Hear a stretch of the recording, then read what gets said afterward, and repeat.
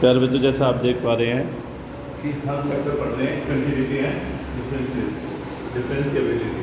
ठीक है, चैप्टर से देखिए मैं कुछ समझाना चाहता हूँ, आप समझना।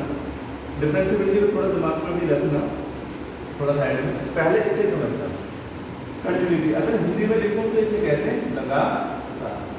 मतलब जो चीज़ अपने अंदर लगातार होती है उसे कहा जाता है कंटिन्यूअस, और जो नहीं होती है उसे कहा जाता है डिसकंटिन्यूअस।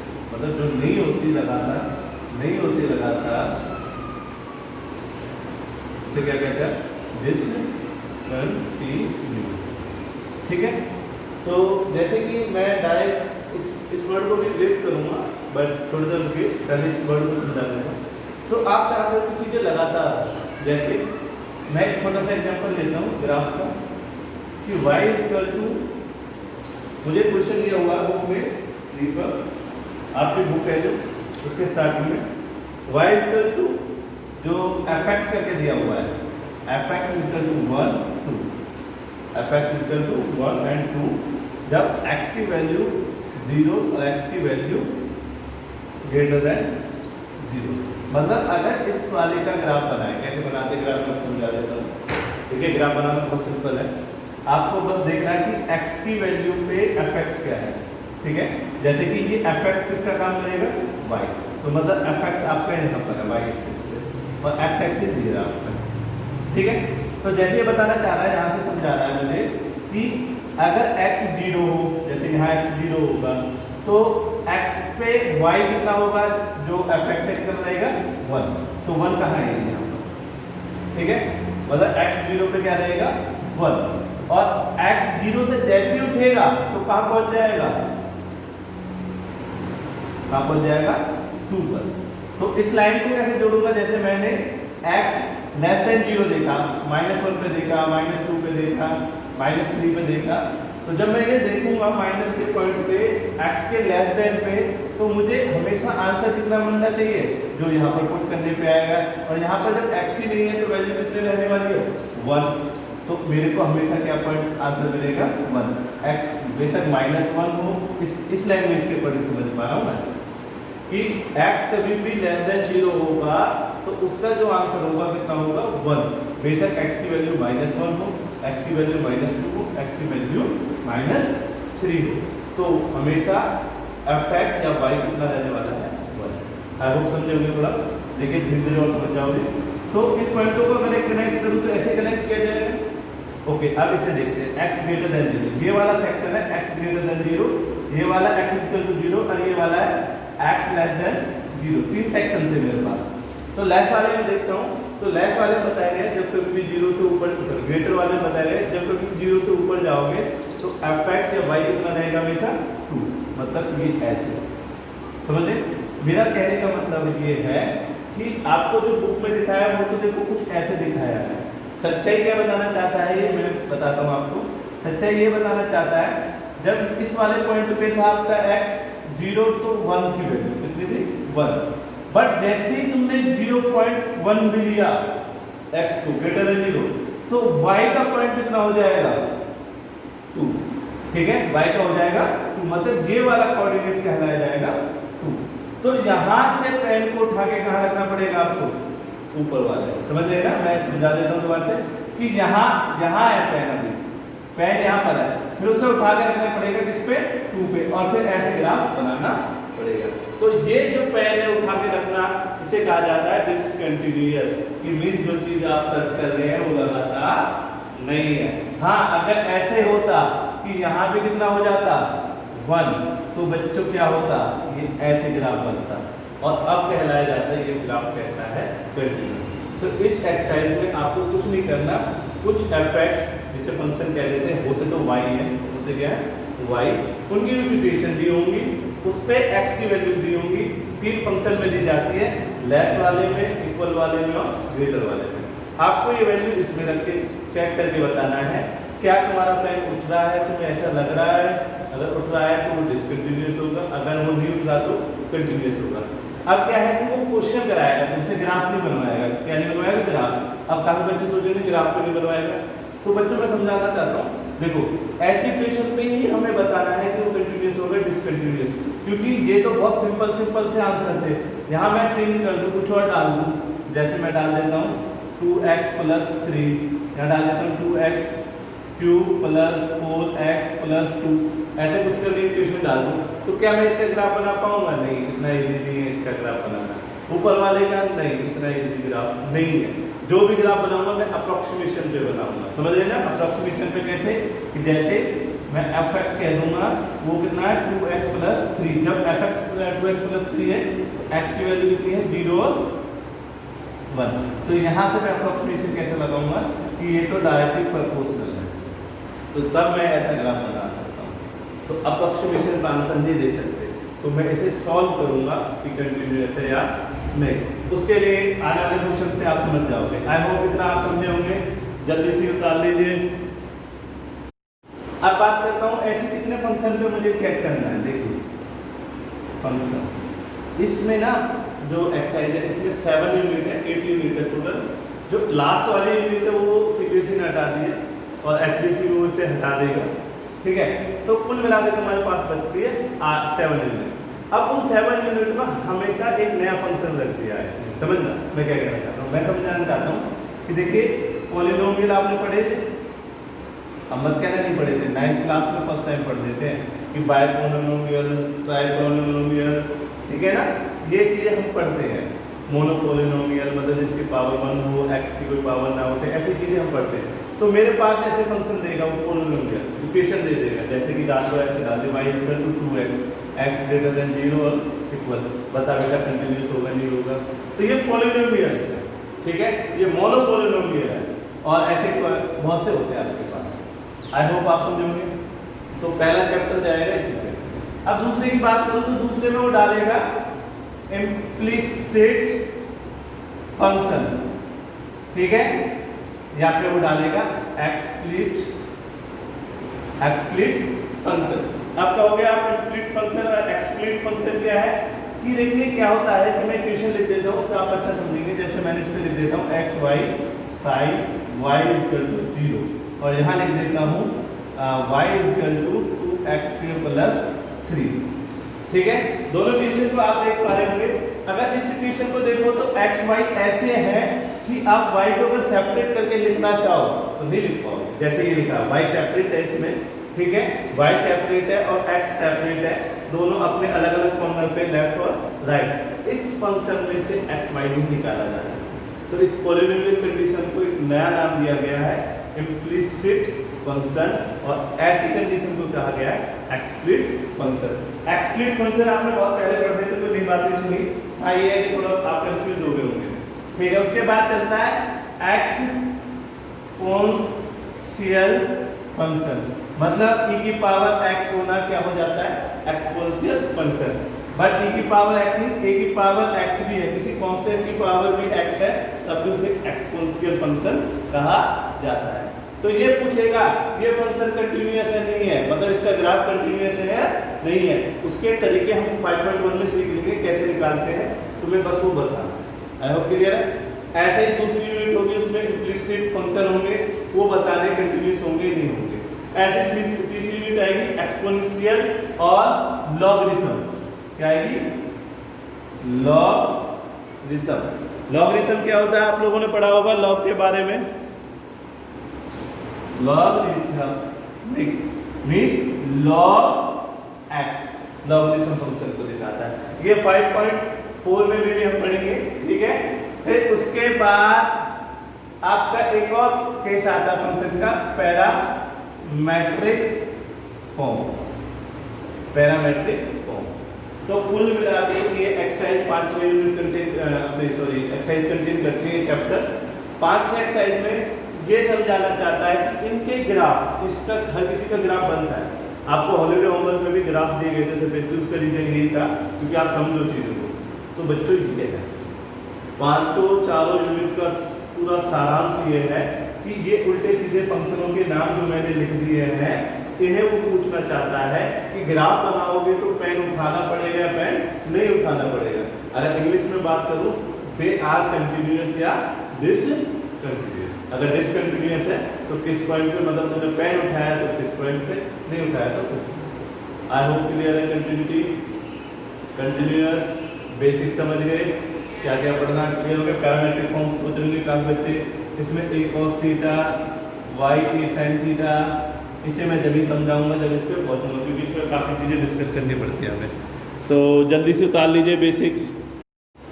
बेटा कंटिन्यूटी वर्ड को तो मैं समझा चुका हूँ यहाँ तक। अब काफी बच्चे सोचेंगे डिफरेंशिएबल या डिफरेंशिएबिलिटी की यूज की गई है, ठीक है, सोच लेंगे। एक लाइन मार से दे रहा हूँ, इसका वर्ड है डिफरेंशिएबल, मतलब जो चीज ब्रेक की जा सके, कंटिन्यूअस।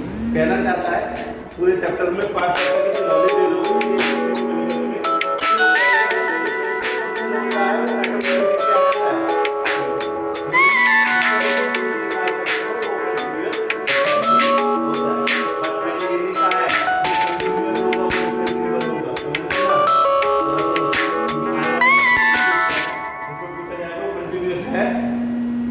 तो है वो क्या वो डिफरेंशिएबल है, तो उसमें मैं चेक करके बताऊंगा, बिना चेक करे नहीं बताऊंगा। बट हाँ जहाँ डिफरेंशिएबल होगा वहाँ मैं तुरंत की तुरंत कह दूँगा हाँ आप कर लेंगे।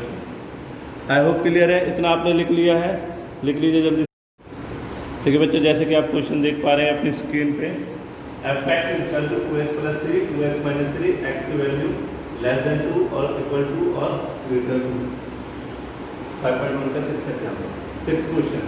देखिए अब इनका ग्राफ बना दूं, ऐसा पॉसिबल नहीं है कि मैं इसका एग्जैक्ट ग्राफ बनाऊं, तो एग्जैक्ट ग्राफ नहीं बना सकता। तो वो मुझसे पूछ रहा है, जैसे चैप्टर का नेम है, कि ये फंक्शन कंटीन्यूअस है या नहीं, ठीक है, ठीक है। ये आपकी बुक का क्वेश्चन नंबर 6 है। यहाँ पर ऊपर पहले लिख दिया है कि डिसकंटिन्यूएट पॉइंट निकालो, मतलब वो वाला पॉइंट निकालो जहाँ तुम अगर इसका ग्राफ बनाओगे तो तुम्हें पेन उठा के दोबारा से कहीं रख के जब बनाना वो पड़ेगा। समझ लेना कि ग्राफ उसने पहले ही बता दिया कि लगातार तो है ही नहीं है, तुम बस मुझे पॉइंट बता दो कहाँ लगातार नहीं है। आई होप क्लियर है, बहुत बढ़िया। अब देखिए मैं इसमें आपको डायरेक्ट लिख रहा हूँ, आप लिख लेना। तो देखिए बच्चों, जो पूरी यूनिट में पहले क्वेश्चन से लास्ट वाले क्वेश्चन तक कॉपी पेस्ट होने वाला है वो ये वर्ड है, समझ लेना। इसकी 5.1 में यही वर्ड्स मैं बार बार रिपीट करता रहूँगा, ठीक है। ये आपको एक बार में लिख लेते हैं, जैसे मैं फर्स्ट टाइम के लिए बताता हूँ आप लोगों को, अगर फर्स्ट टाइम आप इस वीडियो को या इस चैप्टर को पढ़ने की कोशिश कर रहे हैं। बहुत सिंपल चैप्टर है बट बहुत टफ भी है, याद रखना, क्योंकि अगर तुम्हारा ध्यान भटका तो ये चैप्टर टफ बन जाएगा। अगर आपने मुझसे नहीं पूछा कि सर मुझे यहाँ प्रॉब्लम थी, आपने कैसे सॉल्व कर दिया, तब ये टफ बन जाएगा। इसलिए जो भी कोई प्रॉब्लम होती है तो कॉल करके मुझसे पूछ ले। अब देखिए क्या करना है कि यहाँ ऐसी क्वेश्चन उल्टी सीधी क्वेश्चन डाल दी गई है, ऊपर दिखाई दे रहा है ना, ये क्वेश्चन है आपका। तो कह रहा है कि ये कंटिन्यूअस है या नहीं। मैं अगर बात करूँ अपने हिसाब से तो इसका ग्राफ मुझे आना चाहिए था। ग्राफ में अगर मुझे पॉइंट उठाना पड़ता तो मैं कह देता है कंटिन्यूअस या डिसकंटिन्यूअस, बट ग्राफ हर किसी का बनता नहीं, मैंने बताया था। तो नहीं बनता तो सर मुझे कैलकुलेशन आनी चाहिए, कैलकुलेशन मेथड की। कैसे कैलकुलेशन मेथड? ये यहाँ पर कुछ दिखा रहा है, दिखा रहा है ना कि यहाँ दिखाया है इसने x ग्रेटर देन 2 है और x इक्वल टू 2 है, समझते हैं ना। इसका मतलब है x 2 से बड़ा भी है, 2 के इक्वल भी है, और x 2 से सॉरी यहाँ लेस था, यहाँ 2 से ग्रेटर भी है। यहाँ थोड़ा मिस्टेक कर गए, ठीक है। तो ये बताना चाहता है कि अगर मैं एक लाइन ऐसी खींच दूं और यहाँ 2 लिख दूं तो 2 के बाद भी वैल्यू है जो ये वाली वैल्यू आएगी, 2 पे भी वैल्यू है जो ये वाली वैल्यू आएगी, और 2 से अबव यहाँ भी वैल्यू है जो ये वाली वैल्यू आएगी। जैसे मैं लिख देता हूँ, आई होप आपको दिखाई दे रहा होगा बोर्ड उधर, बहुत बढ़िया दिखाई दे रहा है। तो ये वाली तो वैल्यू हो जाएगी x इक्वल टू 2, ये वाली वैल्यू हो जाएगी आपकी x लेस देन 2, और ये वाली वैल्यू हो जाएगी आपकी x ग्रेटर देन 2। समझ ले। अब क्या है कि इनके 3 नाम रखे जा सकते हैं, लेफ्ट हैंड लिमिट, सेंटर कह सकते हैं इसे आप, और इसे आप क्या कह सकते हैं, राइट हैंड लिमिट। ये मैं समझाने की कोशिश कर रहा हूँ, तुम्हें तो ये लिखना है, ठीक है। अब 3 नेम मैंने रख दिए, तो उन 3 नेम को मैं यहाँ चेक कर लेता हूँ, केस ए, केस बी, केस सी। यही हर क्वेश्चन में तुम्हें करना, कुछ नया नहीं करना। तो क्या करना है, जैसे लेफ्ट हैंड लिमिट कहती है, मतलब तुम यहाँ चीज को चेक कर रहे हो, कहीं पेन तो नहीं उठा दिया होगा सर ने, मतलब इस साइड जब ग्राफ बन रहा होगा कोई, उसमें पेन उठाया नहीं उठाया, फिर उसकी क्या वैल्यू ली, ठीक है, तो कैसे चेक करते हैं? लिमिट का LIM लिखते हैं, fx लिखते हैं, x टेंड्स टू 2 की पावर नेगेटिव, ये पावर में नेगेटिव है, याद रखना हम लोग। लिमिट x टेंड्स टू 0, मतलब जहाँ x लिखा हुआ था वहाँ क्या कर देंगे h, और जहाँ 2 3 कुछ भी लिखा हो उसे वहाँ क्या कर देंगे 0। अगर 0 लिखा होगा तो वो क्या रहेगा 0। बहुत बढ़िया। अब यहाँ x लिखा हुआ था अंदर, उस x को बदल देंगे किसमें? जो यहाँ लिखा होगा, यहाँ बेस में जो भी लिखा होगा वो आगे, फिर उसके पावर जो भी होगी वो पीछे, और h समझ गए ना कि इसके जो भी लिखा होगा वो आगे, उसकी पावर उसके पीछे, और फिर बाद में h। जैसे कि यहाँ देख लो, यहाँ देखिए सेम किया मैंने, x टेंड्स टू 2 की पावर पॉजिटिव, मतलब राइट हैंड लिमिट को मैं चेक कर रहा हूँ, ये मेरा लिखने का सिंबल है। अब fx में क्या लिखा मैं 2 प्लस h, क्योंकि बेस तो 2 ये रहा, पावर ये रही, और फिर क्या कर दिया h। तो ये चेंज करना आ गया होगा आपको, इतना समझ में आ गया, तो जल्दी से लिख लीजिए। तो बच्चों आगे स्टार्ट कर रहा हूँ मैं। आगे की प्रॉब्लम क्या है कि अब इसके बाद कैलकुलेशन स्टार्ट होती है, तो कॉपी पेस्ट हर कोई किसी क्वेश्चन में करूंगा मैं। 31 क्वेश्चन है इसके अंदर, 31 क्वेश्चनों में सिलेबस में से नहीं करता है, याद रखना। ओके, तो अब कैसे करते हैं? देखो क्या होता है कि यहाँ x है, ठीक है, ये x चेंज हो गया 2 माइनस h में। अब क्या है कि मैं 2 माइनस h को रखना चाहूंगा या तो ऊपर वाले में या नीचे वाले में। ये मैंने टेस्ट में भी क्वेश्चन दिया था, सभी बच्चों ने किया, इसका मतलब सभी को आता होगा, पर फिर भी मैं समझा रहा हूँ। क्यों?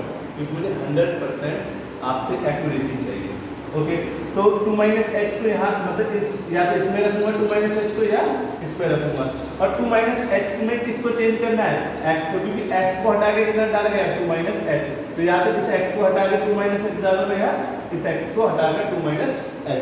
अब किसको डालूंगा उसे देख लीजिए कैसे सीखते हैं। यहाँ देखिए, यहाँ से कहा जाता है इस साइड से, ठीक है, 3 पॉइंट दिख रहे हैं। इसका मतलब क्या है? लेस। लेस मतलब लेफ्ट हैंड लिमिट, मतलब ये वैल्यू किसमें आ गई? Left hand limit. तो इसका मतलब इस पे कौन सी इक्वेशन है? 2x plus 3। तो 2x प्लस 3 को मैं डाल दूंगा 2 minus h plus 3। I hope clear है। और लिमिट कितना चला हुआ मेरा? Limit h tends to 0 to 2 plus 2 minus h plus 3। देखिए इसमें और इसमें क्या फर्क दिख रहा है? 2 भी है, x के लिए कितना लिख दिया है? 2 माइनस h, जो भी यहाँ लिखा रहता है उसे लिख देते हैं प्लस 3। तो काटाकाटी करने के h टेंड्स टू कितना कर सकता हूँ? अब यहाँ h की वैल्यू 0 रखी जा सकती है। h की वैल्यू 0 कर दूँ तो कितना बचेगा? 2 माइनस 0 प्लस 3, तो ये हो जाएगा 4 प्लस 3 दैट इज 7। मतलब लेफ्ट हैंड लिमिट पे वैल्यू मिल रही है 7 आपको। यहाँ तक क्लियर हो गया? ओके, अब देख लेते हैं राइट हैंड लिमिट पे। तो राइट हैंड लिमिट कौन सी बनेगी? Greater than 2। अभी मैंने ग्राफ में समझाया ना आपको, राइट हैंड लिमिट उसके बाद ये होती है, तो ग्रेटर देन 2 पे ये वाली वैल्यू है। मैं ये 2 प्लस